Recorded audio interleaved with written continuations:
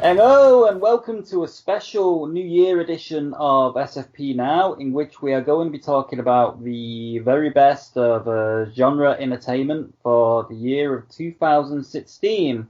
Joining me for this show are Marx Pyle of GenreTainment. Hello. And our good friend Jeff Burns of the much-loved YouTube channel Super Geeked Up. Oh, hello. Thank you very much. Much loved. I like that. Super loved. Super loved up. Super geeked up. So, Thank you. Thank you for having me. Oh, you're welcome. So basically going to do a best and worst here of what we consider 2016. Breaking down into films, TV series, comics. For some of these things, I don't really have a worst as such. So, basically, the worst is kind of a discretionary thing. So, what should we start with? Should we start with films? Porn. Sure. Huh? What porn? Let's do porn. Yeah, are we doing the porn category too? Best sci-fi porn parodies. The award goes to What, the $6 million cock? Oh God. Is that a real one, or did you just make that up? I just made that one up. But now it's gonna get made though. It wouldn't surprise me if it is a real one. That's a great title though for one. That's a great one. Except the $6 Million Man is too old, I guess, for anybody to parody it. Yeah, well, maybe the $6 billion cock, or you could have Star Trek: The Next Penetration, Star Trek Heir, Star Trek Deep Throat 9. Oh wow! He's pulled all these right out of his head. Wow, I mean, I don't know. I think he's thought about this a lot. Actually, I think he has. Yeah, so like it's watching Supernatural. Dean Winchester is such a bad influence on me. Because he watches a lot of porn. Yeah. Yeah, he does. Does he really? I don't watch Supernatural, so I don't know. There's always one or two porn references in those shows, isn't there? Oh, okay, nice. Okay, well, besides porn. Sorry, I got us off track right off the bat. No, thanks. Sorry.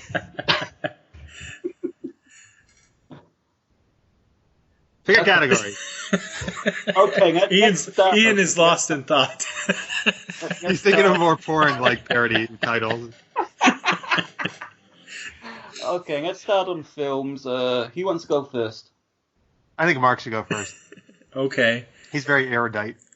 Am I going to give multiple ones, or one? Or are we doing one at a time? How about we do one at a time? Okay. I think one of the movies I really enjoyed. Unlike a porn movie, we're doing one at a time. Sorry. So one of the movies I really liked this year that was sort of a surprise, just wasn't sure how it was going to turn out, was Deadpool. Yep, it's on my list. Yep, that was very clever and well done. Yeah, I've got that on my list, and I think that's probably my best movie of the year, to be honest. Oh, sweet. I will say, I've been a fan of Deadpool in the comics back probably when I was a teenager, and I think they just perfectly captured how I envisioned Deadpool should be, right? So I think they just nailed, maybe better than any other character possibly, just about, that they've converted to the film. Ryan Reynolds just did a fantastic job, and the writing was just spot on. Mm-hmm. And so what was also awesome about that film is both GenreTainment and SFP-Now got some pretty good interviews out of that film. Oh, that's right. And it was crazy because we was getting offered people left, right, and centre from various things at that particular point in time. We couldn't do all of them, so we just had to pick out what we could do. And what I couldn't do, I just shoved over to Marx. Yeah, but that did not influence my decision in any way. Of course it didn't. It was like you got the makeup artist guy, right? CGI guy, yeah. Yeah, the CGI guy, and the body of the face of Colossus. Oh yeah. Yes. So Deadpool, I think we're all in agreement on that one. Yep. Much better than the Deadpool from the X-Men movies. Or Wolverine, Absolutely. I mean. Well, from X-Men Origins, Wolverine X. Yeah. You mean, yeah. Yeah, that one. Well, that was this. not Deadpool. No, I was like the merc with the mouth. Let's take his mouth away. I think they were just trying to set it up or something. I don't know what they were doing. I don't know what they're trying to do there. Oh well, that was a different year. That was a long time ago. Who's next? You want to go next, Jeff? Okay. So, first off, I'm going to preface this by saying I didn't see a ton of movies this year, and I tried to catch up the last couple of weeks. You doing a lot of redboxing for the show, watching stuff. And then I realized I was correct in not really caring about seeing those movies in the theaters. But anyway, I did pick out a couple I did enjoy. So besides Deadpool, I don't know if you guys saw this. I don't think a lot of people did. But I really like the film called The Shallows. No, I didn't see that. Not seen it. I've heard it. Yeah, so that's kind of like thriller/horror, I guess, is how they classify it. It's Blake Lively's in it, who I like a lot. But I mean, it's a shark movie, basically. She goes to this tropical island, and she gets stuck like out on this rock, basically away from shore, and the shark is like trying to kill her, and it's all about her kind of trying to outwit the shark. Mm-hmm. And I know that's been done plenty of times, but I don't know, there's something about those shark movies that like always kind of appeal to me, and this one I think is done very well. She's really good in it. I'll be honest with you, it's pretty much her the entire movie, besides for a couple other people occasionally. She's got to make this movie work on her acting alone, pretty much, and she does. And the cinematography is absolutely beautiful. Wherever they shot it was gorgeous. So yeah, I would definitely recommend that. I would it's a good it's a good thriller. Cool. I'll check it out. Well, here's one of mine that didn't come out this year, but it was released through streaming this year and also DVD and Blu-ray. I think it came out tail end of last year, but I kind of missed it. But I wanted to mention it anyway because I absolutely loved it. The Martian. Oh yeah. That was a good movie. I absolutely loved that film. I watched it twice in a matter of 2 days because I was only half watching it the first time, and I thought, well, I'm getting into this. I need to watch this again and just really pay attention. But it was kind of like Robinson Crusoe in space. Are you going to try the Martian diet, Ian? What, Mars bars? Nothing but potatoes? All potatoes, yeah. Yeah. Some people are doing that. They are? Yeah. Based off of the movie? I guess. I don't know. It's some new little trend. Well, I don't think the movie was trying to advocate that was a good idea. I don't think so. So what happens if they just saw like OD on these potatoes? Do they turn into Sontarans or something? Like from Doctor Who? Who knows? Origin story. Secret origin story. I would think Matt Damon's character would never want potatoes again after that. I would think so too. Yeah, even if they repackaged them and says, hey, fancy some new potatoes? How about some King Edwards, All right, so I guess I'm up next. Doctor Strange. It's Marvel. It was really good. Great cast. Good special effects. Awesome visuals. What did you guys think? I haven't seen that, but that's the one I actually do really want to see. Yeah, it's really good.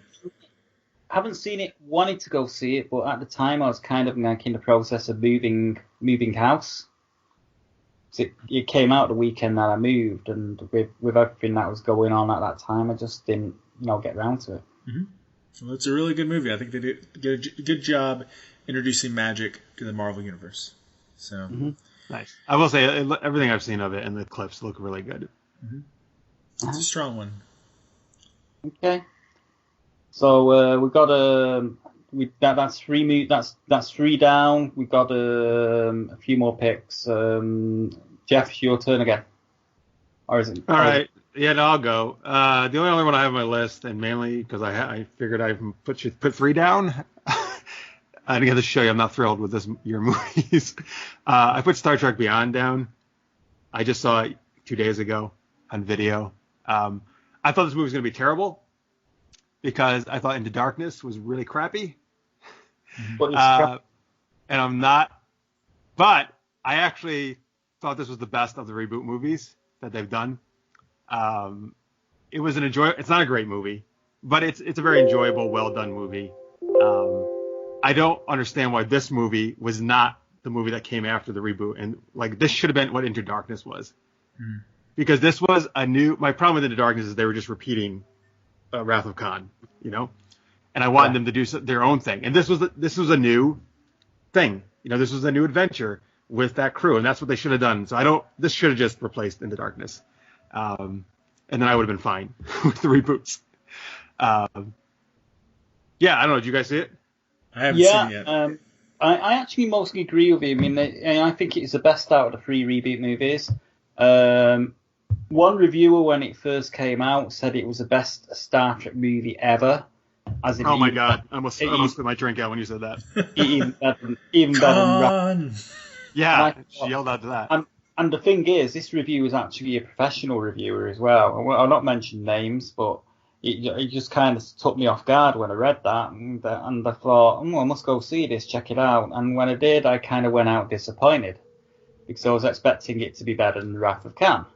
Oh god, I was expecting shit, so I was happy to not get shit. And it wasn't. But what it was actually, I loved the stuff with Spock and McCoy. It was his first time that they'd really worked on that relationship, in the movies. I mean, it's kind of like been hinted at in the first 2, but not really tackled properly. I loved the fun moment, that Spock's given Aurora this thing, which just happens to contain so much. So much of property that can actually be used as a tracking device and stuff like that. Yeah, I really like the character of Jada, who was one of the alien women. Jada was awesome. She was one of the best parts. What wasn't so good was the villain. I felt the villain was very, very, very much on. And we won't give too much away because Marx hasn't seen it. But I was just thinking that I don't think they've done a good job with the villains in any of the reboot movies. Yeah. Like Cumberbatch was obviously he's a great actor. He's one of my favorites. But like I think they've missed the boat on all the villains. They're not working, and that's where they're really failing in these movies. Even the worst of the Next Generation and the original Star Trek movies, they at least had sort of like a backstory or an origin story for their villains. I don't think a lot of the Star Trek movies have really great villains, except for Khan and the Borg Queen. Yeah, that's what I was going to say. First Contact and Khan. Those are the 2 that come to my mind. Yeah, and those are probably the strongest ones, my favorites at least. But you know what? I love Voyage Home the best, though, I think. But that didn't really need a strong villain because it was a time travel movie. Yeah, and it's funny. Yeah. So that's the thing. And so, by the way, to say that this movie is better than Khan, Voyage Home, Undiscovered Country, First Contact is one of the most ridiculous things I've ever heard. That's just nonsense. Not even in the same league as those movies. No, definitely not. But it was good. It was a good, fun popcorn movie. Yeah, it is. Okay, so Matt, you next. Ian, you're next. Yeah, I think you're Am next. I? Mm-hmm. Okay, I'm gonna say I'm gonna go with my second best, my second best choice, Captain America: Civil War. Yeah. I just kind of really enjoyed, the fact, and you think about it as well, at roughly the time that came out, the UK was preparing to vote themselves out of the EU, and it's kind of weird how, you had the ideologies of Captain America and Tony Stark, breaking apart and stuff like that, so that they end up fighting each other, over their differing ideologies, and it sort of kind of coincided with the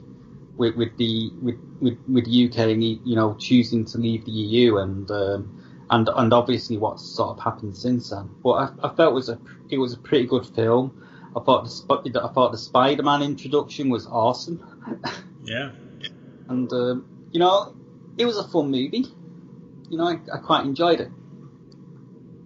Yeah, it's a fun action-packed movie that moved forward the kind of meta plot of stuff built up in the previous Captain America movies and Avenger movies. I thought was good. I missed Thor though. Thor and Hulk. Yeah, I missed Hulk. I missed Hulk more than Thor, but that's basically down to I just think Matt Ruffalo just knocks it out of the park every time. Yeah. All right. Did you like it, Jeff, or did you see it? I did see it. I did like it. I did forget about it the day after I watched it. So here's the thing. I would have mentioned something, but I think I should do it at the end of our movie segment here because I have a whole thing I want to get your guys' take on how how I feel the movie industry is in a really bad shape right now. Sure. I think it's oversaturated with superhero movies for one thing. And that movie kind of is an example I'm going to use. Okay. Well, I've got a better example for you, and this is actually on my worst movies list, so I'll say it now. Are we done with? Wait, Mark, did you have any other best ones you wanted to slip in though? I want to mention one more as just a oddball one, just so saying something that's not mainstream as much.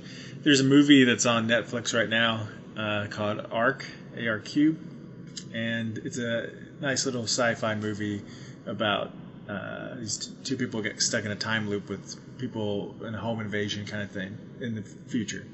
And they did a really good job mixing up and developing the different plot threads, revealing certain things as they went along. And it was an interesting story. I think it's... Awesome. Yeah, and I think it stars the guy... Oh, man, I can't remember his name now, but he was in... I think he was in Flash. I think he played Weather Wizard, right? He's the cousin of the guy of the person who stars in Arrow.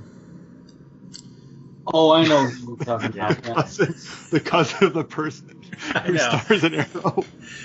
I'm very bad with names. I can Amell or whatever his last name. Yeah. Well, wait, you don't mean Robbie Amell, right? Yes, him. Yeah. Oh, Robbie Amell wasn't Weather Wizard. Oh, who was he? Robbie Amell. Oh, Firestorm. That's right. That's right. I don't know why I got that mixed up. Oh, is he the cousin? I thought he's cousins with Stephen Amell. I thought he was brothers for some reason. Nah, cousin. Yeah. So anyway, he stars in it and did a good job.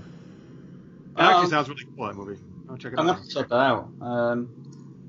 Do you have one more best? Because I'm done.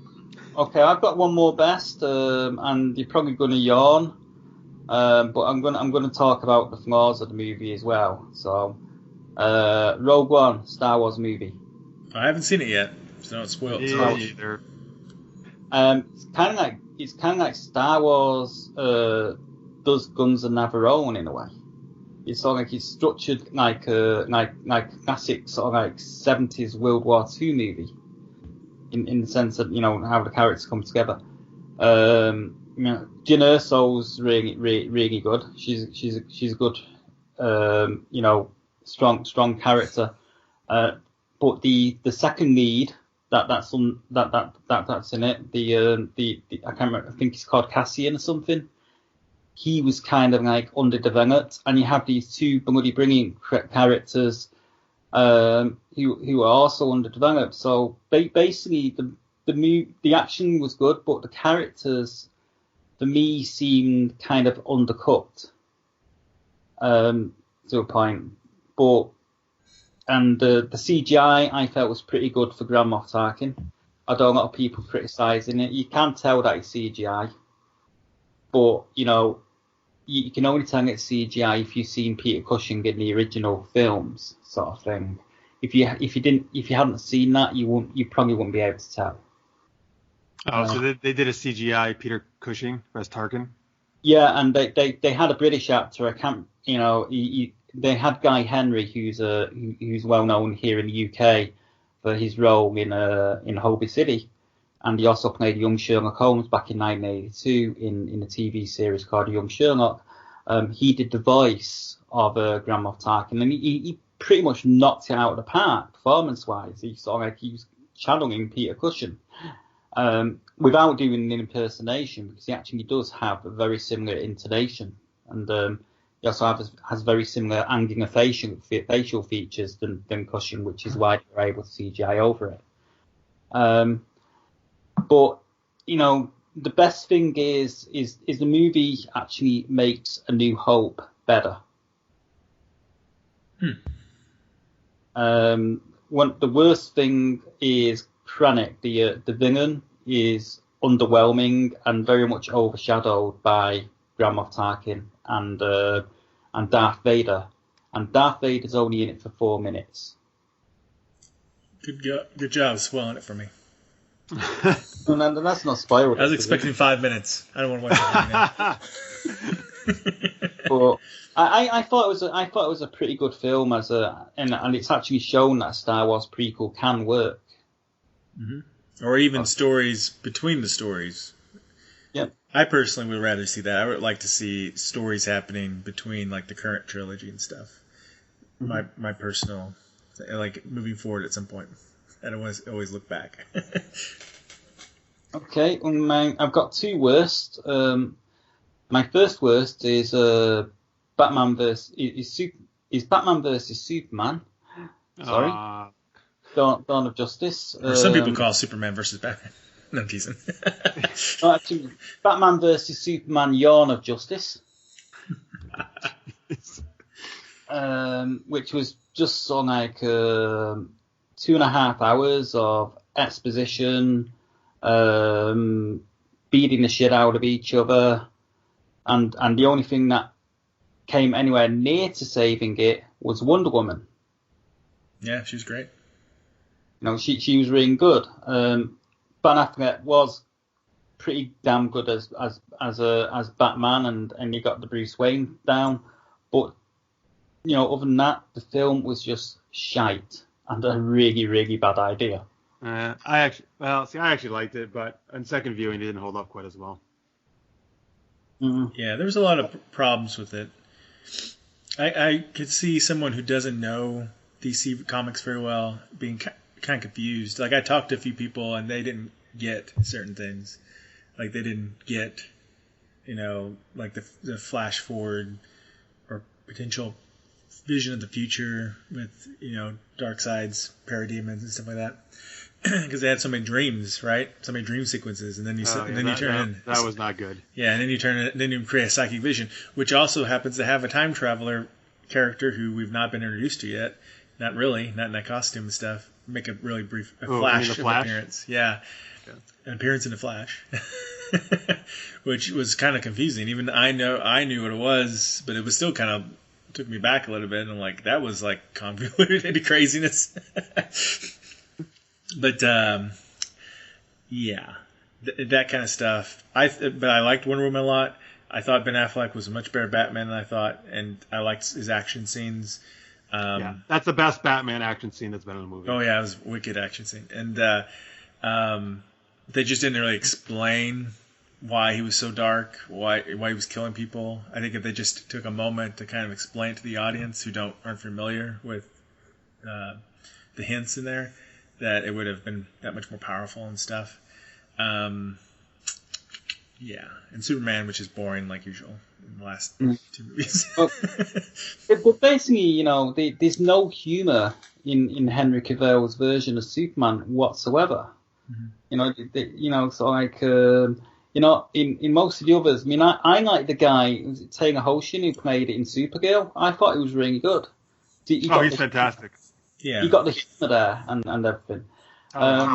He's such a classic, iconic character. I think it just doesn't play right. It's like trying to do Sherlock Holmes meets Punisher or something. You can't change it too much, or it doesn't feel like the same character anymore. It's almost, it's basically what Warner would, said they were trying to do before they made Superman, the first Superman movie of this batch, was they were trying to make it more like the Batman movies, and essentially that's pretty much what they did. But it doesn't work. No, not for that character. It doesn't. I don't think, at least. I've got an honourable mention. This isn't the best, but I don't think it's anywhere near as bad as people thought it was going to be, and that would be Suicide Squad. I liked it better than Batman vs Superman. So did I. I liked it much better than Batman vs Superman. Yeah.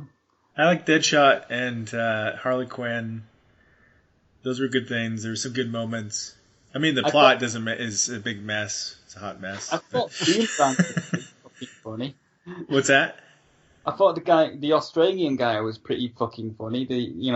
Was it Boomerang? Captain Boomerang, yeah. Captain Boomerang. Yeah, he's funny. There's a lot of good stuff. I mean, there was some. I watched it in 3D too, so it was even better in 3D. But yeah, it could have been. I think if they spent a little more time on it, it could have been a much better movie. I haven't seen it. Do you see Boomerang coming at you in 3D? I don't remember, but the parts where whatever the brother bad guy is of Enchantress, whenever he distorts stuff like in the subway and everything, that looks pretty awesome. It's sticking out of the screen and stuff at you. My one criticism of it is they need to fire the actor that played the Joker because he was shite. Jared Leto. So what's the I guess some people really don't like him at all, right? I guess other people do. I don't know. What about you, Marx? I mean, I think what he was given, he did a pretty good job with. But that version of Joker is just so weird. It's so different. They basically tried to make the Joker into a pimp daddy, and it just doesn't work. I don't know. It's just an odd take on the character. Oh, so it's very different than what we've seen before in the different Jokers? Yeah, and anything I've seen, even different animation takes of them and stuff. Just a bit too much. But yeah, oh well. Heath Ledger's Joker is still my favorite so far. Oh yeah, amazing. Of course, I always loved Mark Hamill as well as the animated series Joker. Oh yeah, it was cool. We saw him be a version of the Trickster that was more like Joker. Recently in Flash. But Suicide Squad was better than I thought it was going to be. It's still, DC's going to have to do a lot better than that though if they want to compete with Marvel. And maybe Wonder Woman will do it. I hope so. And I much like what Jeff was saying. When what was the film you went into with really no expectations? Now? Who? Like Shallows? No, The Shallows was a film that he mentioned as best. You went to see a film, but you had really no expectations of it, and you went out feeling that. Oh, Star Trek Beyond. Oh yeah, that was the one. That was the one I mentioned. Yes. Yeah. Well, Suicide Squad, I had really no expectations of it, and the only reason I actually went to see it in the end was because I'd actually landed an interview with the secondary villain of the film, and I needed to see the film in order to sort of know questions to ask the guy. So I basically went to see this film, and was writing a Q&A while I was sat there in the cinema watching the film. For this guy, sort of thing. But that's the only reason I went to see it. If I'd not scored that interview, I probably would have waited for it to come out on DVD or something. Mm-hmm. So, but that's a fun little fact. But yeah, I quite like that film. One that I wasn't so keen on, and it wasn't because it was a bad film. I just don't think it was needed. The new Jason Bourne film. Oh, Jason Bourne? Oh, okay. Yeah. And, I thought it was an okay film. It was pretty good at what it did. The action set pieces were great, and and Matt Damon pulls it off again, sort of thing. But I just don't think it added anything to the Bourne franchise. It wasn't really needed. I actually don't like any of those films, to be honest with you. Mm-hmm. But that's me done. The films. All right, so I got two on my worst list. The first one I actually saw last night on Blu-ray, and that's Warcraft. Not seen. Yeah, lucky you. So, you know what's funny? I actually thought from the trailers, it looked like they might have actually pulled something off with this. But no, it's just terrible. Like, the only good thing about this is like the main orc chieftain guy, and he's really good, and the relationship with his wife, and they have a baby. Like, that's pretty well done, and it's well acted. But all the human stuff is fucking terrible. Like, I'm sure the other stuff, these actors are fine, but they come across not very good for the most part. And it's probably because they got shit to work with. I actually can't believe Duncan Moon did this movie. You mean Duncan Jones? Because Duncan Jones, I'm sorry, he did the movie Moon, right? Mm-hmm. Is that the guy, right? That's where I'm getting that from. And then he did Source Code, I think, right? If I'm remembering correctly. Uh-huh. Yeah. So Source Code I like. Source Code I actually like. That's a good movie. I still haven't seen Moon, but people rave about that movie. Oh wow, man, this movie's terrible. Wow. So basically, it's just as well David Bowie sort of like checked out in the year, so we didn't have to see the film. Well, I mean that was very sad actually, because that's his father, right? Yeah. So yeah, it's just a really bad instead story. of World of Warcraft, it's World of War crap. Nice. That's good one, Marx. You know what? Also, the problem is there's no ending to the movie. The movie exists to set up sequels to this movie.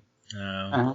And I hate when they do that, especially when your movie is so shitty. I never want to see any sequels again to this movie. They'll do some direct-to-video. They'll make some money out of it somehow. Like, but no, even if you're going to do that, can you please complete your movie? It should stand on its own still, you know? Yeah. Especially the first one. My other worst one is Independence Day Resurgence, excuse me. Uh-huh. Yeah, that was bad. Oh my god. I was hoping it'd be good, but yeah, I heard it was bad. I haven't seen it yet. Yeah, I was hoping it'd be, so much, better. I wasn't hoping, I didn't think it was going to be great because obviously it's a sequel and it's like 20 years after the original. And I've noticed some, for me, sequels that are like 20 or 30 odd years after the original film are just not working out too well. Tron Legacy, for example. Yeah. They're just not working out. It's no. I think it would have been better to have done the sequel 2-3 years after the original, so you could have kept, had the actors, roughly not much older than they were. But yeah, it was just it was a special effects clusterfuck with very weak characterizations and Yeah, the problem is you don't really care about any of the characters in the movie. It's like, who gives a shit what happens to them? None of them are developed. Destroy the Earth. In the first one, you actually cared about the characters in the movie. Yeah. Oh yeah. Exactly. First one's a good one. It's classic. Even though the first was still kind of like special effects clusterfuck, you cared about the characters. But that was like one of those first kind of really big summer blockbuster special effects things. Plus, I just loved the fact that the White House blew up. Yeah. But then again, when they did 24 Dying of a Day, and they set that in London, I was really disappointed that it was Wembley Stadium they blew up, and not the Houses of Parliament or Buckingham Palace or something like that. Why Wembley Stadium? You had an opportunity, America, to blow up the Houses of Parliament. Just do it, goddammit. What did they use Wembley Stadium for? For soccer or football? Obviously, it's football and big sporting events like that. Yeah. You're gonna get on a watch list, Ian. I don't fucking care.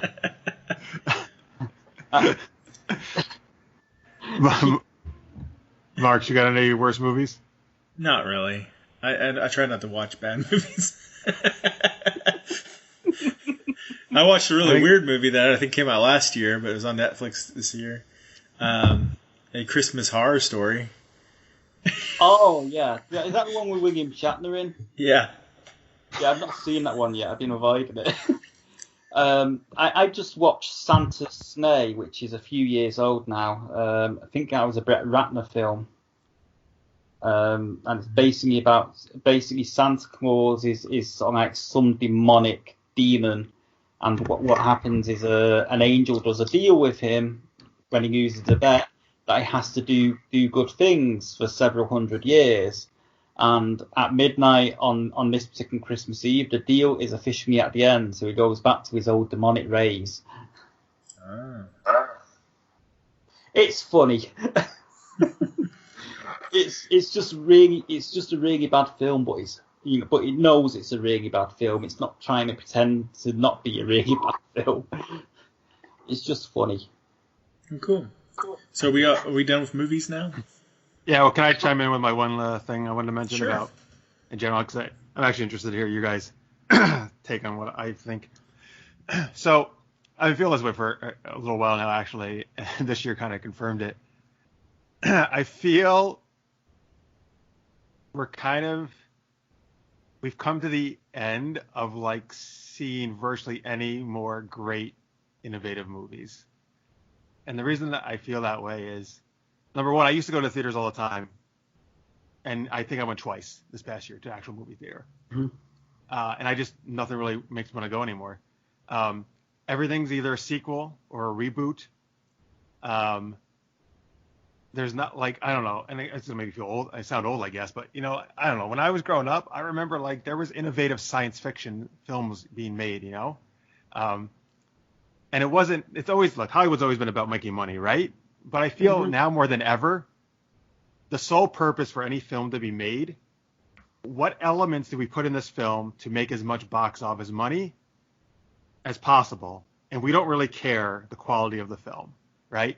So there's plenty of good films being made, or, oh, that was fun, that was decent, but I don't find any great films being made anymore.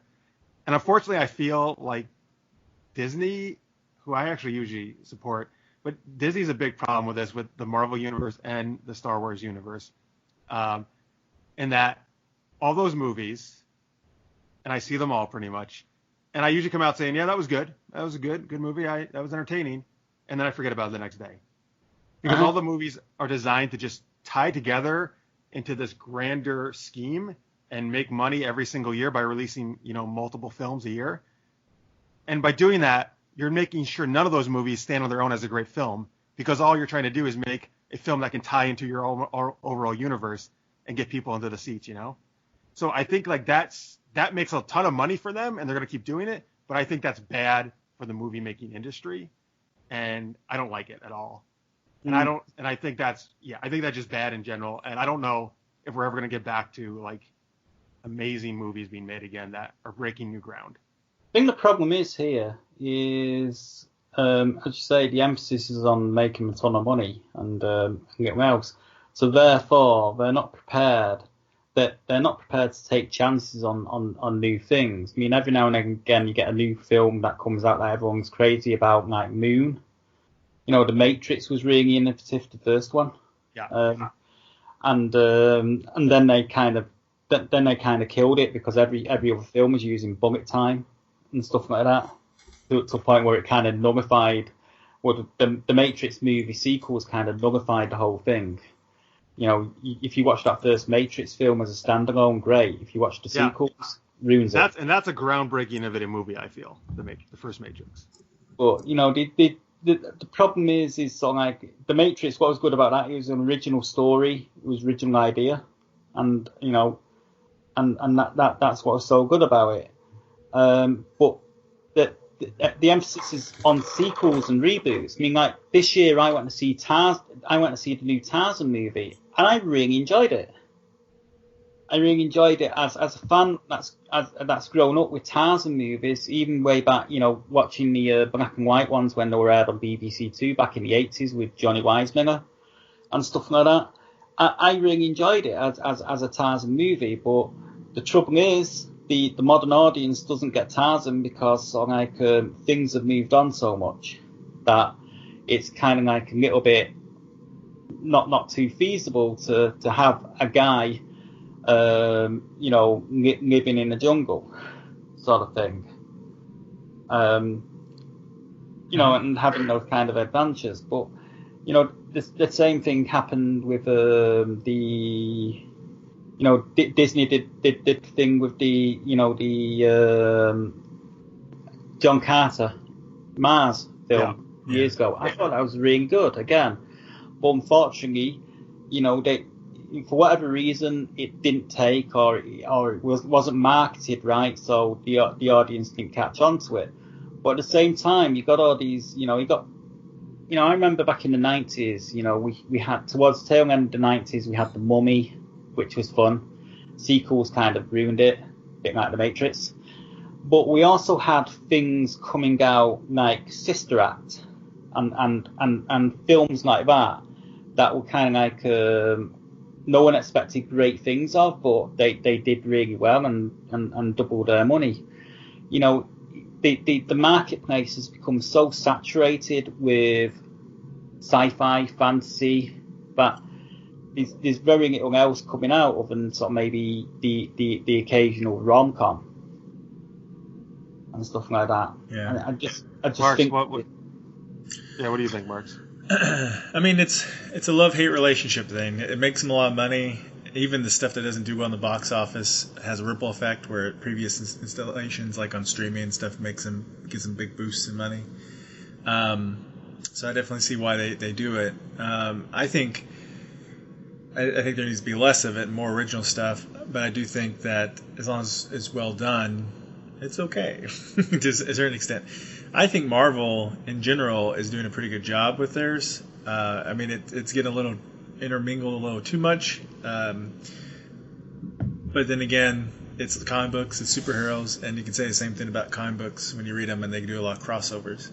But I think a really good example of a bad example of it is what Warner Brothers is trying to do with DC. They're trying to mimic what Marvel's done, but they're trying to do it like super fast, and they're writing scripts super fast.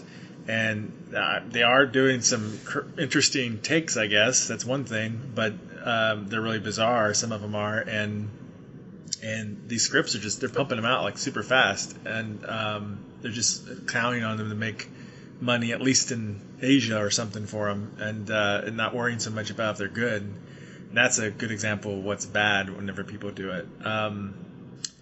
And I haven't watched the new Star Wars movies, so I don't know. But it's nice. There was so little Star Wars for so long, so I'm kind of happy to see some more Star Wars. I might change my mind in a few years after a few more installments. Yeah. But and I know that the Episode 7 did duplicate a lot of major beats from Episode 4. But I liked the characters a lot. They were different. I like the possibilities of what they could do moving forward, and so we'll just have to see if they just totally crib off the notes of the entire trilogy or not. Yeah. Yeah. Oh, I was saying, I won't. That's a whole other thing I can go off on, which I won't right now. But I mean, I guess part of my thing is, and I do think one more thing is, for one thing, there are a few potentially good creative stuff coming out, because I've heard good things about Arrival. And The Witch. Passengers looks really good, by the way. Passengers could be. I'm still 50-50 on that, but it's definitely an interesting sci-fi take. I don't know. So there are a few things out there, and Arrival seems like one of those really thought-provoking movies from the 80s or 90s. I haven't seen it yet, but I've heard good things. But I also think that a lot of that creativity, a lot of that risk in storytelling is happening more in television now, and I think that's where it's going to be at. Well, I agree. That's why I watch TV is my main thing now, and it's away from movies. I don't care about movies so much, and I'm really about TV now, which I think we're gonna get to in a couple minutes here. I guess my thing is just that I can think of so many movies from my youth, right? Mm-hmm. Like the original Star Wars trilogy, right? Or Predator, Alien, Blade Runner, Contact, like all these different movies that I feel have, number one, they've stood the test of time like 20 to 40 years later, right? They will stand the test of time even beyond this. And every single one of these Marvel movies, I absolutely do not think none of those movies will stand the test of time. I don't even remember them now. I mean, I do, but like, I don't care about them after I see them. Like, because, and here's, I don't know, and this is why, like, I love Christopher Nolan so much, because, sorry, I'll shut up in a second. Christopher Nolan, like, he made his Batman movies. He didn't try to make a great Batman movie. He made to try to make a great movie, and that's why some people don't like it, because they don't like his version of Batman. But I love that's what he did it. He just wanted to make a great movies, and that also could stand on their own, you know? And that's why I like The Dark Knight, way better than any other, like, Marvel movie that's come out. Yeah, those do stand the test of time, though. Those stand up to repeat viewings. I think I know what you're getting at. I mean, I can't really see myself. I mean, I own most of the Marvels on DVD, but I've only maybe repeatedly viewed them maybe 2 times since I got the DVD or got it on streaming. Whereas with the original Star Wars trilogy, I've seen that over and over and over again, and can watch it over and over and again quite easily, and still get so much enjoyment from it, sort of thing. I think it's also part of the problem with the genre. It's risky to change course too much. Like, really, most movies, they except for James Bond or something like that, you know, they change a lot. They're epic. They're like seasons or of a series or something. You know, they could go through big changes, usually big character arcs, and it's hard to do that with superheroes. You don't see it in comic books very often, and I would like to see it more, but it is a risky thing to do. Yeah, but that's the thing, man. I want people to take risks. That's my biggest problem with episode 7, by the way. They took no risks. They did the safest possible thing they could. And I want people to take risks. That's how you get new, fresh things happening, right? Mm-hmm. Like, and yeah, you're right. It's and I totally understand. Like, I get the business side of things. Like, no, why would they take a risk when they're making this kind of money, right? That doesn't make any sense from a business standpoint. But from my artistic side of things, as a creator and filmmaker, like, no, that's what I want people to do. Well, it helps indie films stand out more then, right? That's a positive. Yes. I wish. Well, yes, I wish. Like, I think, you know, we all wish, probably. Mark's obviously your fellow web series creator, that they would come and take more of the ideas from the indie side of things. Maybe they just need to sort of like fire all these well-known film creators and just bring some indie film creators into the fold. Hell yeah! I mean, Duncan Jones, you know, he was an indie filmmaker. You know, with Moon, that was kind of like an indie film. Yeah, but that's a problem. And then they freaking throw him into Warcraft. Yeah, but that said, I did enjoy Source Code. I thought that was a pretty good film. I like Source Code. But you know, it's really hard to make a good video game movie. There's so few out there. I know, man. Like, why is it so difficult? Like, an Assassin's Creed just came out today. I'm curious, and that was Michael Fassbender, who I love. I don't know, man. Like, I'm going to be like, it's a video game movie. Like, I'm not confident that they did a good job with it. I'll watch it, but just to see, because I played the Assassin's Creed games. I'll watch it, and I'll probably get more enjoyment out of it from it than you, because I'm not really, you know, I've only really played one of the Assassin's Creed games, sort of thing.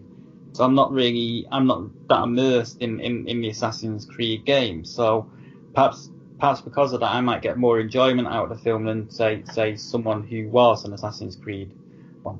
The one that I'm kind of dreading, and the one that I'm hoping that they don't mess up, is Uncharted. Oh, they are doing an Uncharted, aren't they? Yeah. But that should be an easier one to do, though, because it's like Indiana Jones in a way. It is, but if they cast Mark Wahlberg as Nathan Drake, I'm not going to see it. Because, of course, they didn't really do a great job with the Lara Croft movies. No. The first one I liked at the time, but going back, it's not that great. Although they are trying to obviously reboot that too, like doing the new video game version, which would be good if they can do that right. It's really dated and didn't stand up necessarily well for time, but I thought the first Mortal Kombat movie was pretty good. First go around. I like the that one is dated for sure. You're right, but I did like that movie, and I still watch it, man, just for fun. Mortal Kombat. I love the music at the beginning too. It's like so intense, it, like, gets you pumped up. Yeah, right. But I will watch any kind of martial art tournament combat movie. I don't care what it is. Street Fighter. Okay. Sorry, you proved me wrong. That was a pretty bad one. That was terrible. I do not want to see that again. Well, they did another one recently, a Street Fighter. Yeah, the Chun Li one with Kristen Crook, who I like a lot from Smallville, and that was really bad too. Yeah, was it about 4.5 hours long or something? Because No, it was. I saw it in the theaters actually. I was one of the few people who saw it in the theater. No, it's probably a little under 2 hours or whatever. It's not long. It's really bad. I did watch that, but I barely remember it. There's a reason for that. I didn't watch it because I thought the Van Damme movie was so bad that I just couldn't bring myself to go see it. Yeah. I was excited, man. I thought like, oh, good, maybe they can do a good Street Fighter and we can get like more Street Fighter movies. Nope. Not gonna happen. All right, well, we better move on to TV. Thank you for indulging me in that. Oh, don't worry. Whatever. TV. Should I kick it off? Sure. Okay, well, all these I think we're probably going to be all in agreement with, because I've listed TV shows that I know that we probably are watching. Westworld, for me, best TV show of the fucking year. Yeah, definitely. I can't watch it because I don't have HBO, but I really want to. Well, it's great. Sorry. Yeah, I thought it was great. I thought it was well written and everything. And another Nolan behind that one. Oh, is that Jonathan Nolan? Yep. Yeah. Yep. He does some good TV stuff, man. Yeah, I mean, Person of Interest, which he did, was really good too. Westworld was really well done. Very thought provoking. And is it over with the season 1? Yeah. Yep. Hey, do you guys know? Does any of that HBO stuff ever go to Netflix, or does HBO pretty much just hold on to themselves? I think they hold on themselves, or I think. Damn those bastards! Yeah, HBO Go or maybe Amazon. Amazon Prime might allow you to buy. Oh, they might. I just got Amazon Prime. Well, you might be. I don't think you watch it through Amazon Prime, but they might have an option for you to rent it or something to do that. Yeah, well, I can actually get the episodes on Amazon. You can? Like buy them, you mean? Yeah, here in the UK, I can get them on Amazon. Oh, cool. Yeah, I was ideally not wanting to buy the whole season, but if it's that good, maybe I'll consider it. It's good. It's dark though. It's probably sort of like as far as science fiction and speculative fiction goes, it's probably on the same level of quality as Game of Thrones. Well, it's different, but yeah, it's well written. I'm not saying it's better than Game of Thrones. I'm saying it's probably on the same par. It's different to Game of Thrones, but it's on the same par from a writing and dramatics point of view. I feel like it's like if the best episode of Lost or something. I don't know. It has a lot of twists and turns. Oh, and sort of like Anthony Hopkins is awesome. And that's something. Oh, he's in it? Yeah. Yep. I didn't even know he was in it. I guess Ed Harris is awesome. Yeah. And I guess that's another thing. It's so different from anything. I mean, I know it's based on a 70s movie, but it's still very different than anything that's been on TV before. Yeah, it's also very, very different from the 70s movie. Although the 70s movie, sort of like if you watch the 70s movie of Westworld, and then you watch Terminator, the original Terminator, they're basically the same fucking film. Really? Sort of. Terminator is one of my favorite films of all time, actually. Well, Terminator is one of my favorite films of all time. But if you watch, if you boil the ingredients of Terminator right down to the core, it's basically just a chase movie. Bad guy comes in from and it's basically a robot chasing down and trying to hunt down humans. Of course, this has a romance arc a little bit in it and time travel. Yeah, but sort of like it's that those are just the added extras. The basic premise of the movie, it's a chase movie, bad guy chasing the good guys, sort of thing. Yeah. And Westworld, it's sort of like the original Westworld. It's sort of like the same. Or there is no romance, and it's a guy that's being chased. Yeah. Sort of thing. But it's basically the same story. Being chased by an almost invincible robot. That's kind of precursor to Terminator. Mm-hmm. But the TV show is totally different, way more subtle and complex.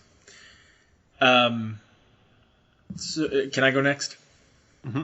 Sure. So another show I really liked this year was Stranger Things on Netflix. Oh, I've not put that on my list. I should have done Nope. because I really enjoyed it as You well. lose.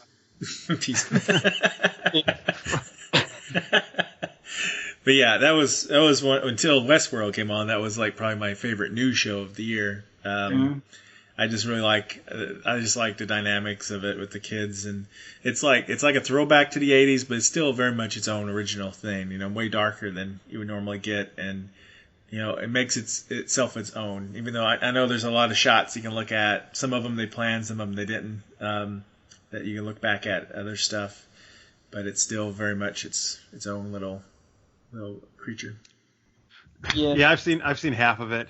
It is really good. And I love obviously the 80s throwback. But I don't know. You know what? I guess I enjoyed it, but I still haven't completed it. I guess I'm not as into it as a lot of people are. But I know a lot of people absolutely love that show. It kind of put me in mind of Goonies. Yeah, it's got Goonies. Oh, it's a totally different vibe though, and tonally than Goonies. Yeah, I mean, it's sort of like kind of cross between Goonies and the Stephen King miniseries of the 80s. Right, because it has the bonding, I guess, of the kids that Goonies has, and that kind of relationship. Yeah. There were in the 80s. There were a lot of kids, led cast of shows. Yeah, I like that though. They I was a kid. Yeah. They don't do that anymore, and that's what it got turned down 11 to 19 times. I can't remember pitches where they tried to get that show picked up because everybody's like, it's got kids, but it's not a kids show. It'll never work, kind of deal.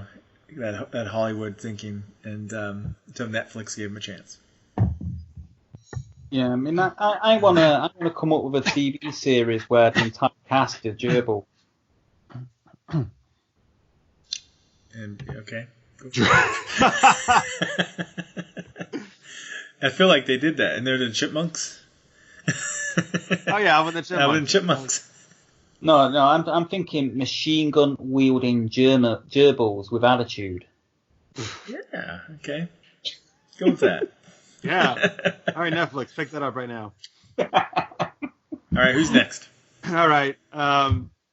So I'm not just this. We're going obviously all 2016, right? So I'm going to be taking some of the shows from last season as well as this season, right? So The Flash has been my favorite show the first and second seasons it ran, and I think last year's season 2 was phenomenal. It was awesome. I think they just do such an amazing job with that show, with the writing, and the actors are great. Marks and I have talked about this before. I do feel this season currently has been weaker. I was afraid with the whole Flashpoint thing. I'm not totally digging that. I feel like they're starting to right the ship though, now that they've kind of done their mid-season thing, and revealed some stuff about Alchemy, who's one of the villains this season. But yeah, I mean, and the host Cisco being pissed at Barry being really serious was driving me fucking nuts. Yeah. I just don't want to see that. Like I get why he's that way. That makes total sense. I don't want to see it. I want to see Cisco be funny and making geeky references. Yeah. I don't like HG. You know what? I didn't at first, but he's really grown on me. I actually like with Tom Cavanaugh, right? Like, yeah. I just love Tom Cavanaugh in any of those roles. Earth 2 Wells is still my favorite by far. Mm-hmm. But I like HG. Yeah. I like Tom Cavanaugh, but I just don't like this HG. He just doesn't. I prefer the more serious scientist. Don't worry, he'll probably die or disappear at the end of this season. I'm sure there'll be a new one next season. It would be hilarious if they do a new one every season. Yeah. Well, that's great for him though. He must love it, getting to play a different character every. Yeah, that's great. Right. Anyway, but still overall, particularly going back to season 2, which was half of 2016, The Flash it's great. I love it. Uh-huh. Yeah. It's one of my favorite superhero shows. My favorite superhero show, I guess. Well, one of my favorites. It's my favorite. My favorite non-Netflix superhero show. Yeah, it's one of my non-Netflix superhero shows. But I'm going to hand it over to you, Mark, because you're probably going to say one of the ones I've got listed here. So. You want to talk about Netflix superhero? I mean, yeah, I think I enjoyed Luke Cage quite a bit this year. Not as much as Jessica Jones and Daredevil, but I thought it was a good addition. And I also liked season 2 of Daredevil, especially the first half with Punisher. I thought those were really strong. Oh, the actor, I forget his name, John Bernthal. John Bernthal Mhm. was awesome. You know, was. he's like he for me is the Punisher I read in the 1980s when I got hold of a run of the Punisher comics in the 1980s. Yeah, he really captures it well, and he's going to get his own show. See how that works out. It was nice that that battle between Punisher and Daredevil to me is kind of like what they're trying to do in Arrow this season, and they're not doing as good a job, I don't think. I thought Electra was pretty hot. Yeah, that always helps. Yeah, Electra was good. The whole hand storyline was a little odd in places, but tonally compared to the first half of the season, but pretty strong overall, I thought. I guess my thing is like superhero on TV. If I want it light, I go for Flash. If I want it darker, I go for Netflix. So, Yep. And that's why I don't watch any of those Netflix shows anymore. Those Marvel ones are too dark. yeah, Like as soon as the Punisher came on the scene, I was like, I'm done. yeah, he's a pretty dark character. I quite enjoyed. I was surprised, but I enjoyed Luke Cage. Although for me, it didn't really start going until around about the third episode. You know, after they told his origin story in the third episode, that's for me when it really kicked off. The first 2 episodes I found a little bit boring. But once they got into episode 3 and did his origin story, and from then on, I mean, it was pretty good. But yeah. I think Daredevil this year, although the second season of it wasn't quite as strong as the first, I think it was the strongest to come out this year. Well, and the Kingpin is such a cool villain in Marvel. You know, they don't have very many villains in Marvel that they've kept around for very long, except for Loki. And he's really embraced that role of Kingpin. Even though he wasn't in season 2 a whole lot, it was very memorable what he was in. I'm sorry. Who's next? Okay, I'm gonna give a big thumbs up for Legends of Tomorrow. Oh. That's the only DC one I haven't seen so far, but I'm trying to catch up on it. I just love the all-out absolute chaos of that show. Season 2 has been a lot better than Season 1, I have to say. I quite enjoyed Season 1, but, Season 2's been really cool, and, although I am missing Rip Hunter, but it looks like they're bringing him back next, in the second half of the season. But I've just really enjoyed it. I think Steele's been a pretty good addition. Yeah, great addition. Yes, one of my favorite characters in the group now. and I'm loving the whole Vitson relationship with Mick Rory. She's trying to sort of like straighten him out a little bit, and it definitely helps that she's easy on the eye as well. So. That seems to be a theme with you, Ian. Well, that I like sort of like dark exotic women. Yeah, I guess so. Now that you point that out. All right. Well, I'm going to throw in, even though I know a lot of people have not been as high in the show lately, and there's a reason for that, but I'm still going to throw Arrow in there. I still am a big fan of that show. And I will say last season, 4th season, was its weakest, I felt. And the Damien Dark thing just didn't work. I don't think, anyway. No, I didn't. I didn't think so either. However, I do think, and I wasn't so sure about this season with the new team, but I actually think it's getting back to where it needs to be this season, to be honest with you. I think the mid-season finale was fantastic. There was an awesome twist at the end of that. And you know what? They're just like Oliver Queen, played by the way Stephen Amell plays him. I think he's just still my favorite. Like I love that way that character is portrayed, and I'll just watch him because like it's just a great character, and I'm always rooting for him, man. And he's always putting up with all this shit, but like I don't know, like it's just good to see him trying to do the right thing and all this chaos going on. I'm just waiting for you to do it, Ian. And he's good looking, which doesn't hurt. Yeah, I was. No, I'm not gonna go there. I'm just teasing. and they're getting, and I feel Felicity's getting back to how I like Felicity to be, like in the first couple seasons. Third and fourth, I think they just ruined her character, and I didn't know what the hell they were doing. So that's helpful too. But I felt in the fourth season when they put Felicity in a wheelchair, they should have kept her in the fucking wheelchair. Who? Oh yeah, that was terrible. She was like on her feet in a couple of weeks, thanks to some advancement from Parmatech, and I'm thinking, what the fuck? That was terrible. They should have kept her in a wheelchair. It would have been more of a good character building exercise to have kept her in a wheelchair. She could have been kind of like Arrow's equivalent to Oracle, and and a good sort of like character and role model for people that actually are in wheelchairs and do have this. Well, it's not like she's a super physical character anyway. Yeah.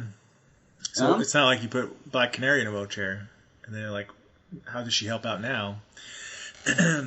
Yeah, I thought that was kind of insulting a little bit to people who have handicaps, I think, and it was insulting to viewers in a way because it was like they built up this whole event with her getting shot and then cripple her just to fix it, right away. They did really build that up. You're right. Yeah. On what's supposed to be the most gritty of all the shows, and it was bad. Bad call. Very bad call. Although if it was me, I probably would have just killed her. I'd miss her if she was on the show. She's a good character. Good addition. The three of them, the three core group, are so crucial. I call her Arrow's bicycle because she's kind of like been with pretty much every leading guy. She was with Palmer, and she went to Palmer, and she's not been with. She's only been with like Palmer and okay, now she's with a new guy. I'm just being with that cop that died. 3 people in 5 years. What? Yeah, that's not really a crazy amount. It just seems like Oliver's been with as many or if not more, right? It seems like she's been with more than 3 people. The way storylines are just dragged out. Wow. Anyway, I still look forward to it every week. I have to say, Arrow has a unique challenge, is because it was supposed to be the dark, grittier show, but then Flash is so popular that there's a push to try to be more lighter like that, and I think they have a trouble finding that balance. They're all over the place sometimes, trying to find their identity after season 2. Season 2 was, that was their best season. Mm-hmm. Yes, Slade was awesome. Who's next? I've forgotten. I'm going to pose a question here. What do you guys reckon of Supergirl? Much better season 2. Mm-hmm. Yeah, much better. Yeah, I like it overall. I do. I really look forward to it now. I'm kind of enjoying it, but I've not really particularly enjoyed the song, like the whole Annex finding out that she's a lesbian at age 30 storyline. I actually dig that. Yeah. It would have been more believable in the 90s, but, it still happens. I thought at first I wasn't going to dig it. I thought it was going to be one of those things where writers do things where they magically decide people are gay. And what I mean by that is they didn't plan for the character to be gay, like in their arc. They just decided, hey, why don't we make this character gay this season? And that just seems ridiculous to me, right? But the way they handled it felt realistic to me. We hadn't actually seen her with any guys except a little bit of possible with what's his face, Maxwell Lord. Maxwell Lord, you're right. But that didn't go anywhere really, right? So It's totally plausible. Yeah, and I actually think it was handled well. The way they, told the story and had her with Maggie and stuff. I actually think they did a really nice job with that. I kind of liked the when she comes out to Maggie and kisses her. I thought that was handled really well. And Maggie's reaction to that, because she'd just come out of another relationship. I thought that was handled well. But for me, the whole thing, I just think it's kind of dated. It would have been more progressive had it been in the 90s. I still think it's so good though, because I don't know. I like that they're doing it more in these superhero shows though, right? Because traditionally you didn't see hardly any gay superheroes, right? Or people in that. And she's not a superhero, I know herself, but whatever. She still saves the day and stuff. She kicks butt. Yeah, she kicks ass, even though she doesn't have powers. She still kicks ass. So I think that's good. I also think, by the way, on Arrow, like in the mid-season finale, the thing with Curtis and his husband, that I think is one of the best. That was just such a well done scene. I was really gutted for Curtis. In that, yeah. That was a powerful scene. It was really well written and acted. Yeah, that mid-season finale was definitely a high point for Arrow. Yeah. So I like that they're doing like Supergirl on those shows. They're working that in. That's great. I think. Yeah, I got nothing against them working gay characters into things and stuff like that. It's just that in the Supergirl series for me, it just felt a little bit tacked on. A little bit. I'll be honest with you. I'd actually be interested to know like if they had actually planned that from the beginning, or they just decided this season to do that. Because I'm not sure, but it's all right. I think they decided this season, yeah, because they didn't really clue to it last season. Right. But they did it pretty well for deciding last minute. Right. That's the thing. They did a really good job then, because normally like I can totally tell like, oh, you had no idea, man. That's just what are you doing? Well, even one of my favorite lesbian characters in genre was kind of, hand wavy on that with Willow and Buffy, because that's the worst one. Yeah, and I mean, I still like it overall, but it is kind of like, well, she was in love with Oz and stuff, and it's kind of weird, but that's what I always think of. Look, they made it. I mean, she's a really good character, and it was fine after they established that, right? But no, that was preposterous. They had no idea. That was really like magic, and she has magic, so I guess you could say that happened. Yeah, that was magic. The next frontier in these characters is to basically, to have a bisexual character. Martian Manhunter, he's a shape-changer. Why not? No, but yeah, he said he has a wife, right? So yeah, we had Captain Jack, but that was just done for a bit of a, that was done more for titillation than anything else. Sort of like, so I think having a bisexual character or even a transgender character, but we kind of got that in Sense8. Yeah, Sense8. Yeah. Hey, do you guys know there's a special Christmas Sense8 special? Yeah, I haven't seen it yet, but yeah. Well, it hasn't come out yet. December 23rd. Oh, well. Okay. Cool. Definitely haven't seen it yet. There's also a new Canadian time travel show coming out on the 23rd. Travelers? Yeah. Yeah, I'm curious about that. Oh, no. So anyway, Supergirl's actually on my list. It was on my list, so I really like it. Well, two more that's on my list real quick, I'll say real fast, is Black Mirror, that's on Netflix right now. I really like, this season's been really good, third season, and even though it's kind of depressing, many of their episodes are, I think it's really fascinating, the stories they tackle, and they had some really good ones this season. One with lesbians. That was actually. Is that kind of like a Shakespearean thing? One does lesbians. I don't know what Black Mirror is. We're talking about lesbians for some reason. Black Mirror is an anthology sci-fi show, kind of like Outer Limits or Twilight Zone. Limits? Except it's all about technology that very real could potentially happen too, and how it's affected society. And usually it's affected society in dark ways. So. Dude, one does lesbians. It sounds like the Shakespeare play that was never written. Well, it's not the name of the episode or anything, but it's a really good episode that I was talking about. It's almost like a romance, but it's really well done, and which is unusual for sci-fi. And it was episode 3 or 4. San Junipero, I believe it's the name. You should, if anything, check that one out because it was a really well done story for television. Probably will. Yeah, and then also a new one that I just picked up on Netflix that I'm liking so far, but I haven't finished yet. Is Crazyheads. Uh-huh. Oh yeah, that just came out. Yeah, Is that a sci-fi? Yeah, yep. It's like Buffy in a way, but it's like raunchier.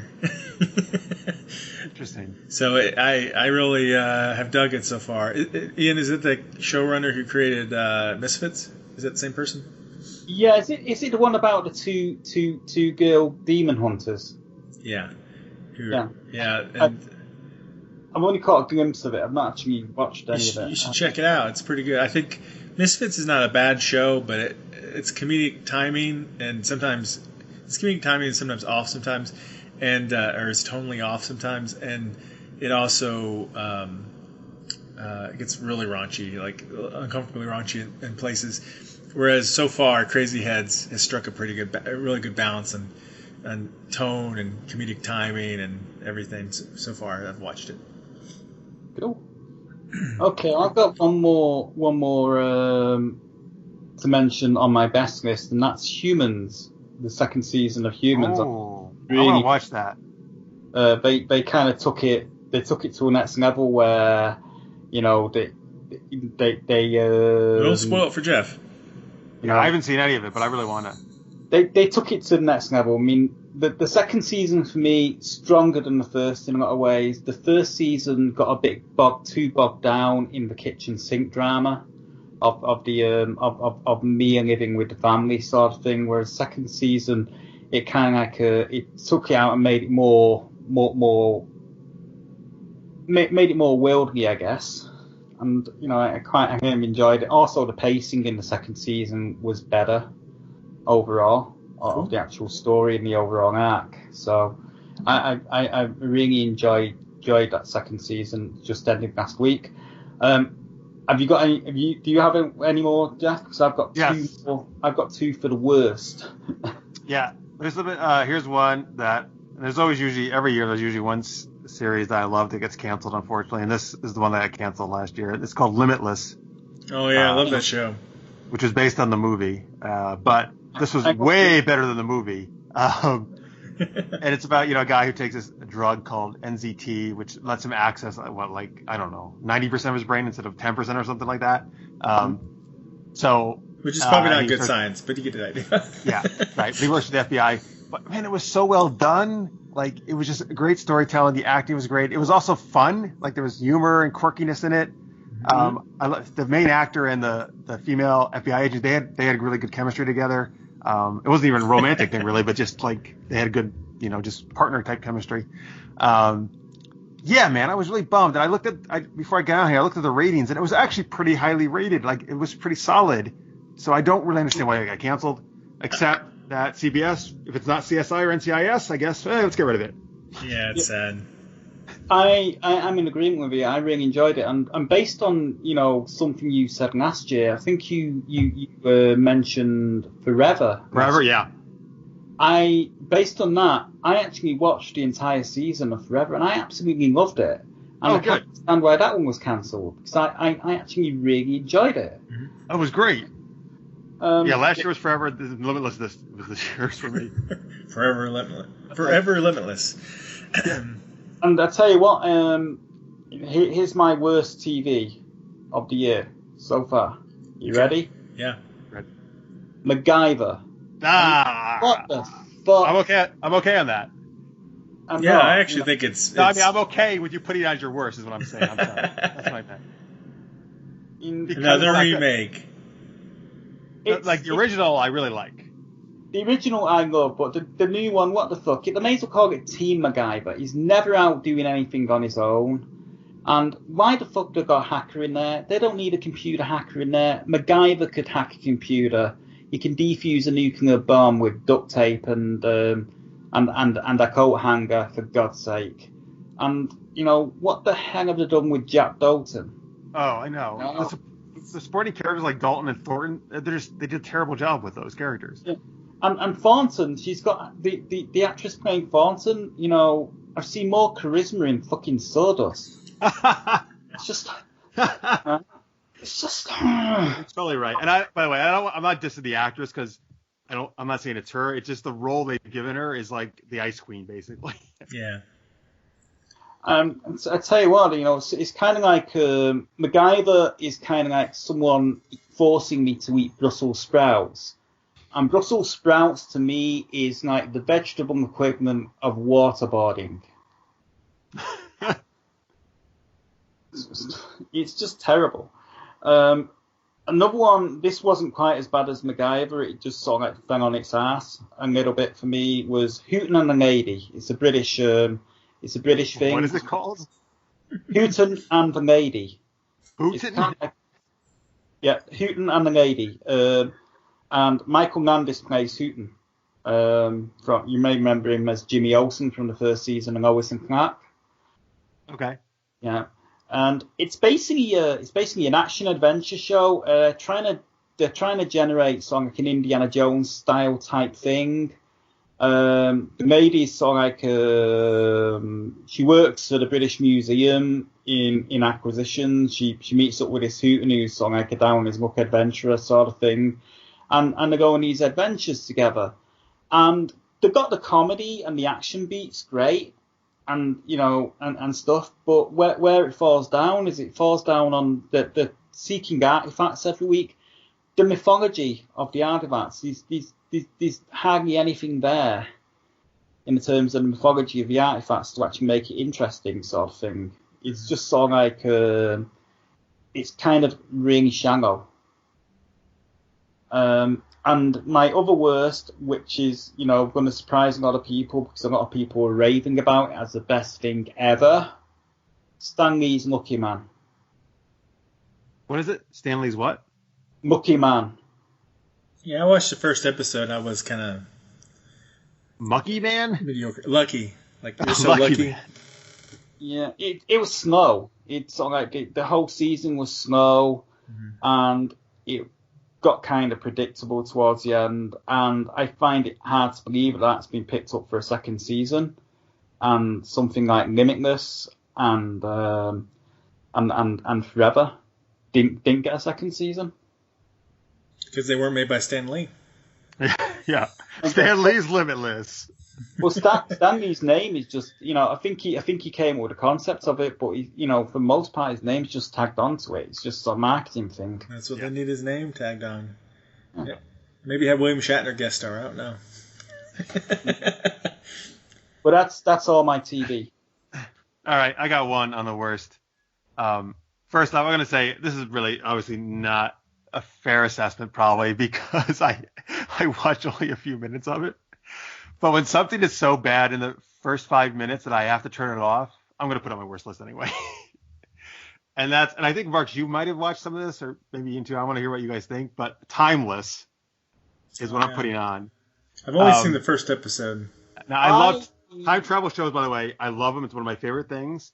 I didn't think the previews looked good, but the first 5 minutes of the show, the dialogue was so atrocious, and the way they introduced the characters, I was like, I'm done. That's it. I'm already done with the show. It's an odd show. You have to leave logic. I'm really enjoying it, but it's not on my best list. I'm just really enjoying it from the sense of that it's kind of a pulpy type thing. Yeah, I kind of dig 12 Monkeys more for time travel. The characters. Oh, that's good. Were a bit sort of like comic booky and cardboard cut out, and the introductions of them were clumsy. I also think that they really fucked up in the pilot episode by using Hindenburg. They could have got so much mileage out of that and had a 90-minute episode with the Hindenburg, because it's something that's not really being explored in fiction much on television or in movies, sort of thing. So they could have got almost as good as blowing up Parliament, right? Well, that's episode 3. Blowing up Parliament was one. It is interesting that Timeless changes history, though. I have to say that's gutsy. It is. I think it's a fun show. It's just in the tradition of pulp series. I mean, it's also going to be one of those shows that kind of is always going to have people that just hate it from the first 5 minutes. Yep, that's me. But I didn't have terribly high expectations of it to begin with. So I like it. It's better than fucking MacGyver. Marx, you got any? Worst? Not really. I don't watch bad TV. He's like, I don't watch bad movies and I don't watch bad TV. Like I hear what you're saying because obviously I try to avoid all that too. But come on, there's got to be times where you see something, either in movies or TV, that you thought was gonna be good, that just not. I don't remember what year. I don't know if it was late this year or not. Rush Hour was bad. I know it wasn't this season. Oh, though. The TV show? Yeah. I tried watching that a little bit. It was because I like the movies, but that was bad. Yeah. So, I don't know. A bad series that's gotten a little bit better is Agents of S.H.I.E.L.D. I like this so far this season with Ghost Rider. It's not my highest caliber of show necessarily, but it's gotten a lot better. I gave up on that show a long time ago. Oh, season 1 was terrible. So, and Supernatural is always one of my favorites that we watch. So, but it's not like a standout necessarily anymore. It's just because Marx likes all the porn references that Dean Winchester makes. That's all. Pretty much, yeah. No. Yeah, they're doing a new Star Wars porn movie. It's called Star Wars: The Force Awakens. Oh, I know some. Foreskin. Gross. I know some bad movies. Now I think about it. Hunters was bad, or TV show. I mean, that was a Sci-Fi Channel show. I only watched the first 2 episodes. I didn't care for it very much. I kind of saw the adverts for that, and that was enough to put me off. Oh, here's another one that was bad, which might make people mad. But I know some people are fans of it. I don't get it. It's Winona Earp. Oh, interesting. Yeah, I haven't seen it. Yeah, I don't. So the pilot was bored. It was just kind of like, let's trying to do Buffy. Yeah, I mean, it's based on the comic book series. Yeah, but I don't think it's like it very much. If they based it on the comic book series, she'd actually have breasts. Oh, Jesus. Wow. There's definitely a theme going on with Ian here this show. I know, right? I've not actually read the comics, but I've seen a pilot and I just found it boring. I wanted to like it. I was like, I'm going to check it out, and I might like this. It sounds like something if you like Buffy or something, But it was just really bland, and the production value was not very good for what I would expect on Sci-Fi Channel. Van Helsing. Yeah, how is I actually kind of want to. I want to check that out. Is that any good? I really wanted to like it, but ended up being bored to shitness after the first episode. I mean, so I watched the first episode. I'm on the fence on that. I haven't watched any more, so I can't really say. It was better than the first episode of Winona Earp. Well, that's great recommendation. Yeah, but it's very dark. Hey, here's a new sci-fi show that just came out recently that I'm pretty much digging. Incorporated. Have you guys seen that? I haven't seen it yet. Is it good? Well, it is. It is good. Like I'm not ready to call it like amazing yet, but obviously it's only 3-4 episodes in. Actually, the episode's on right now. I'm missing it. That's okay. I'll watch it later. But yeah, no, it's a cool concept, and so far it's interesting. Yeah, Sci-Fi Channel's made some improvements. I think Magicians and Expanse are pretty good. They're not what I would put on my top 10 list yet because there's so many shows out right now. Yeah, Magicians wasn't doing it for me, but I do want to watch The Expanse. Magicians is very dark. I mean, it's kind of weird too. It is weird. I only seen a pilot of Magicians, and I found it kind of slow. It gets better, then it gets a little bit not as good, and then it gets better, and then it gets really dark. And the end of the dark ending, you're either gonna go, "Whoa, it's awesome," or you can go, "Oh, I'm done with the show forever now." Hey, have you? I just got Amazon Prime actually. Have you guys seen the Man in the High Castle? Either of you? I haven't seen Man in the High Castle is probably one of the best things on at the moment. Yeah, it's really great. It's fantastic. Okay, cool. Well, now they've got 2 seasons out now, so I'm gonna go watch it. It's very, very dark. I've only actually seen the Oh, first all right. Well, I'll episode. give it a try. It's very dark. Yeah. I've Oh only man, seen the first that's the episode. problem with a lot of shows. Have you watched The Tick? No. The new The Tick. Tick, the animated show. The new Tick TV show. There's a new one. Yep, on Amazon. There's only have the wait. pilot so far, but Wait, didn't they do? They did a live action Tick and an animated Tick, right? yep, this is the new live action. Wait, This is it year. Patrick Walt? What's No. his name again? No, Whatever his name. no, he's not. Warburton? He's Warburton. not taking it. Okay.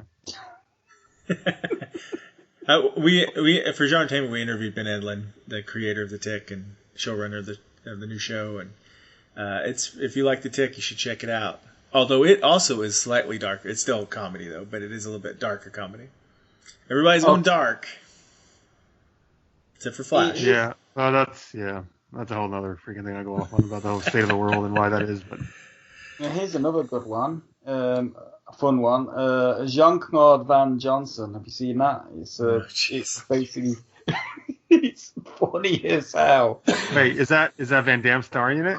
Yeah. Yeah, it's basically he's basically taking the piss out of himself. It's Amazon. You got a bunch of stuff to explore on Amazon now. All right. Well, when I saw Super Knocked Up on Amazon. Yes, Yeah. thank you. My series Super Knocked Up actually just went up on Amazon Video. It's about if you haven't seen it, it's an action comedy. Super villain gets pregnant by her superhero nemesis, and I was really excited that we went up on Amazon. Thank you for mentioning that, Marks. Mm-hmm.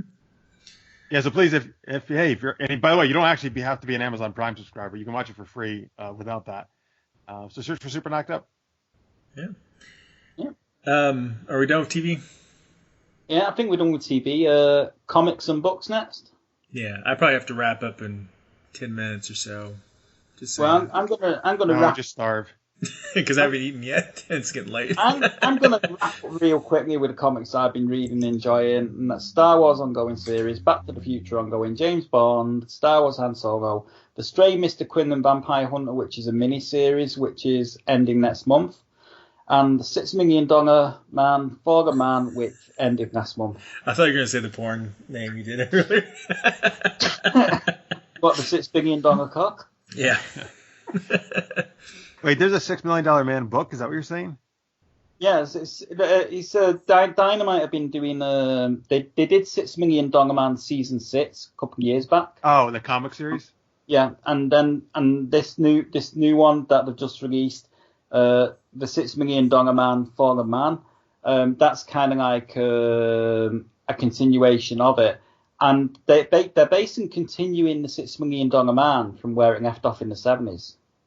To me, $6 Million Man, Fall of Man sounds like a crossover between $6 Million Man and Planet of the Apes. Which would be kind of interesting. Maybe it is. No, it's not actually. It's actually a really cool story. Cool. I'm not going to say anything, but it's and it's actually very much in the style of the 70s TV series, the way they've written it and stuff. You know, I just, you know, from a nostalgic point of view, and $6 Million Man kind of like being the first science fiction show that I really got into. So I was into that before Star Trek, before I actually even watched an episode of Star Trek. It's just fun for me to read. Cool. Mm-hmm. I haven't read most of those. So Well, I've been reading Hellblazer as well. So cool. So I have not read a whole lot of at least not new comic books from this year. I backtracked and read a bunch of graphic novels of Suicide Squad before the movie, but I've been reading a lot of books without pictures. And well, someone has to. I know, right? I've read over 100 books this year. That was one of my goals to do because I hadn't been reading very much. Yeah, and I read over 100. A lot of them were nonfiction books, especially on writing and other stuff like that. But I did read a number of fiction books. So I wanted to give a shout out to a few that came out this year, especially the indie ones, because I've been reading some indie, authors. The book is not an indie one, but the book Dark Matter by Blake Crouch. which has nothing to do with the sci-fi TV show. Mm-hmm. That will be turned into a movie soon. It was very good. Blake Crouch was the guy who wrote Wayward Pines books that got turned into a TV show. Has a lot of good twists and turns and really cool concept. Very different. Another series is the Void Wraith trilogy. It's a sci-fi, far future sci-fi one by Chris Fox. That's really I got into that at first because he did a thing online about writing a book in 21 days, and that was the first book that they wrote in that series to try to prove that could be done. And the book sold really well, and I was interviewing him. I'm going to interview him, so I thought I'd read the first book, and I was like, yeah, whatever, I'll read it. But I really got hooked on it. It was, if you like action sci-fi type stuff, space sci-fi, then it's a fun read. So do you read that in 21 minutes? No, it's a little longer than that. And another book series, it's a series of novellas. It's really good. It's, the series called Karma Police by Sean Platt and David B. Wright, and all these people except for Dark Matter are indie authors. And it's a series about a person who jumps into different bodies every day-ish or so. It's not always every 24 hours, but give or take, every day they go to sleep, wake up in a new body. But they have no memory, like they have amnesia. So they can't remember if they're male or female, basically. So this person falls into these plot lines where like someone's going to die or has died or whatever, and trying to solve the mystery and stuff, and they're like just randomly jumping into different bodies around this story arc. It's a really neat method I've never seen before. It was a really cool storyline, and I thought it was really well done. It's a little Quantum Leap-esque. Yeah, it's Quantum Leap a little bit, and it goes in some really different directions and unexpected directions. Really neat. What's it called? The series is called Karma Police. Karma Police? Yeah, I don't know if it's the best name, but that's the name of the series. I think the first book is called Jumper or something like that, but it was really good. The first book I could see like being a movie or something. It was so tight. The plot structure was pretty tight, and I'm kind of hooked on them now. Another, shout out to Dresden Files because they're always awesome by Jim Butcher, and yeah, it's a great book series if you like urban fantasy. I wish it could have been a good TV show. Maybe someday. I've read all of those. Yeah, they're awesome. And then one more little shout out of something new that I've discovered is a book series called the Kutherian Gambit series. Again, a questionable title for marketing, but okay. What got me onto this series at first is that the creator of it, Michael Anderle, decided, I'm going to write books. I'm turning 50. I'm going to die someday soon, so I better get to it. And he pumped out these books in a series, like freaking 6 weeks at a time or so, which came with certain problems that he had to adjust to of editing and stuff. But he started that up last year in November. At this point now, he went from making like a few bucks a month to now making over $50,000 a month. And he has 14 books out.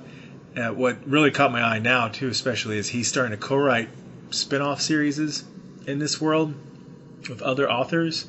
And I started reading one called Justice is Calling that I've really enjoyed, which is about, it's in that setting, but it's like in the future, like a post-apocalyptic type setting. And this woman, I guess I should say it's about vampires and werewolves and stuff, but with an alien twist to it. This woman who's a vampire basically has turned on her own people to try to fight them for some reason. I haven't finished the book yet, but she's joined with a human and a werecat and all that stuff, and it's a really cool adventure stuff. And all these books are very like fast-paced adventure type stuff, and it's really caught on and caught my imagination too. Nice. Cool. All right, I just got a couple books to mention. I'll start with one worst, or I guess I'll say most disappointed, and that's Harry Potter and the Cursed Child, which is the play, the script book, basically, of the play they're doing. It takes place like, what is it? How many years? I forget how many years is it. After the, 17 or something, right? After the movies end, or the original book series end. Anyway, the Harry Potter books are some of my favorites of all time. Like, I absolutely am enchanted with those books. And this one was a big letdown. I actually only read half of it because I was just, done after that. And Rowling doesn't actually write this one. She and two other guys came up with the story, and then one of those dudes wrote the actual play. Mainly just because I don't really want to read. I don't think this is really giving anything away. I read a book all about how one of Harry Potter's sons is a really whiny kid and thinks Harry Potter is like the worst father ever. Like that's not what I want to read, you know. So like I just like I don't want to read Cisco in the Flash be all like freaking Barry, you're the worst friend ever. So yeah, I don't know. I heard a lot of Harry Potter fans say that. I haven't read all the books, so I'm not to that point to try to read that yet. I would highly, highly recommend the other, the real, the first 7 books, of the series. The two I will mention that I did really enjoy. One is Heir to the Jedi by Kevin Hearn, which of course in the Star Wars universe.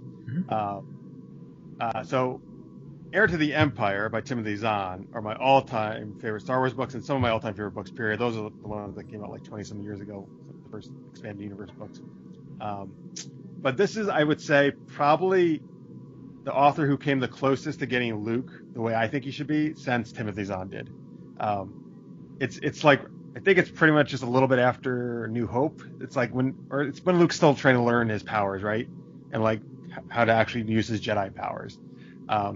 And Luke's my favorite character. It's a well done story. I enjoyed it a lot.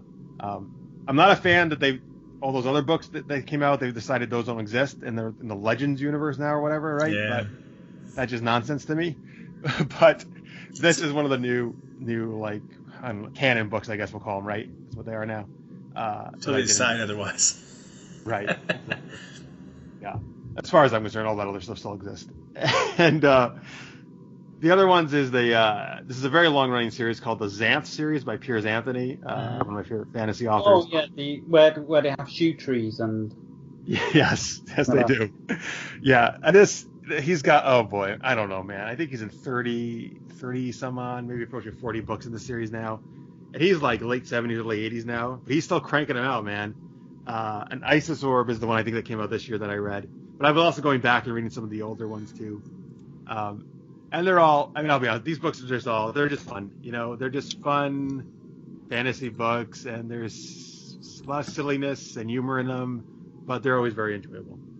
I read the first one and really enjoyed it, but I got about 20-30 pages into the second, but never got a chance to continue it for whatever reason. But I did read the first one. He's 82 right now. Oh yeah, and he's still writing them, man. Yeah.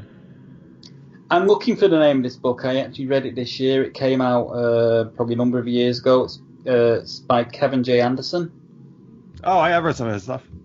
And it's called Nemo. And the premise of the book is, what if Captain Nemo and Jules Verne were childhood friends, and Nemo goes off and has adventures, and Verne writes about Nemo's adventures, sort of thing. Wait, Nemo and who were friends? Oh, Jules Verne? Jules Verne. Oh, okay. And basically what happens in the book, Nemo goes off and has these adventures and comes back every once in a while and reports what's happened to his friend Jules Verne, who's got his own arc in the book. And basically, Verne writes about his adventures, and the whole book is sort of like Verne writing about Nemo's adventures while learning his craft as becoming a novelist and writer under the tutelage of Alexander Dumas, who's kind of like mentoring him. And while that's going on, Nemo's 20,000 Leagues Under the Sea with Nautilus, fighting off in the Crimean War, meeting Florence Nightingale and a bunch of other people, so like, and all this stuff that's sort of like lifted from the pages of many of Jules Verne's classic books, and it's got a mixture of actual history, sinking in, such as the Crimean War, which actually leads to Nemo, helping some navy develop and build the Nautilus sort of thing. It's a really clever book. It's a lot of fun. But I read that this year. Cool. Very cool. I guess that's it, huh? Yeah, and that's it. I can't remember the full title of it. It's bugging me. Well, search Nemo and Kevin J. Anderson. I'm sure it'll come up, right? Yeah. Can we get some links out before we get out of here? Sure. Yeah. Okay. So you can catch my stuff all at supergeekedup.com. Actually, that's probably the easiest way. Right on the homepage, there's a link at the top to go to Super Knocked Up on Amazon. You can go watch that for free. Season 2 should be up now, I think. They said season 1 was already up, and season 2 should have been up like in a day or two. If you check those out, that would be great. And I do a bunch of other shows too. Super Geeked Up Live is a geeky pop culture show where we have different guests on and we play geeky improv games with them and chat about other geeky stuff. That returns January 4th. We do it Wednesdays at 11 p.m. Eastern. And let's see what else. Oh, well, Marx is actually part of our D&D show. We do Dungeons and Dragons Monday Night Mayhem every Mondays at 8 p.m. Eastern. Where Marx and I and some others, we play D&D. Right? And we stream it live and we get people chatting along with us, viewing. And it's a lot of fun. Yeah. Yeah. Marx plays a halfling ranger. I play a half-elf rogue in it. And then the last show I do is called Saturday Night Star Wars, where we play a Star Wars role-playing game called Edge of the Empire, which is super fun. And we do that Saturdays at 10 p.m. Eastern. And the same kind of deal. You can chat along live with us. And Marx might make an appearance there too, possibly. Yeah. Anyway, that's all at supergeekedup.com. You can get all that stuff on there. I'd love to do the Star Wars thing, but 10 p.m. Eastern, it's a bit of a late start. Yeah. Oh, yes, for you it definitely is. Yeah, Star Trek was pretty rough for you. Well, Star Trek, at least it started at about from like 12:30, midnight. Mm-hmm. It didn't end until about 5 p.m., but 5 a.m. 5 a.m. I hope. It just kind of felt like 5 p.m. because of the amount of dice rolls we had to do. But, another story. It was good fun. It was good. Yeah, fun. we all did a thing called Star Trek Adventures, which is a new RPG Marx got to beta test, and we participated. And that's actually up on the Super Geeked Up channel as well right now. Yeah. Yeah, and so for me, you can find me at marxpyle.com. On my works, I'm an author and an indie filmmaker, web series creator, and also a podcaster for GenreTainment, which is part of this feed, of course. And Ian. Well, you find me at SciFiPulse.net, which is basically news and reviews. And also you can find all the latest episodes of SFP-Now and GenreTainment at SciFiPulseRadio.com. But it's also on YouTube. It's also on iTunes and Stitcher. And Stitcher and all those other great things that are out there. So and you can find his different suggestions for porn titles probably up there too. No, I've not actually got a website for those, but I think I should actually start doing them and start doing the premises and plot points for these sort of like porn parodies. Yeah. You should. You just put it on there and like, hey, these are free to take. I just give me a copy afterwards. just let me be on set when you shoot. Just let me be one of the stars. Just let me wear a screen mask, though. So no one has to see my face. So you're fine with them seeing everything else, just not your face. Just not my face, dude. Well, with that. What a great way to end. That's a great way to end 2016. I just think it'd be funny, me in a porn movie doing the thing, wearing a Cyberman mask and saying, "You will be deleted, you will be deleted." That's like mixing so many different shows. That'd be just weird. Oh boy.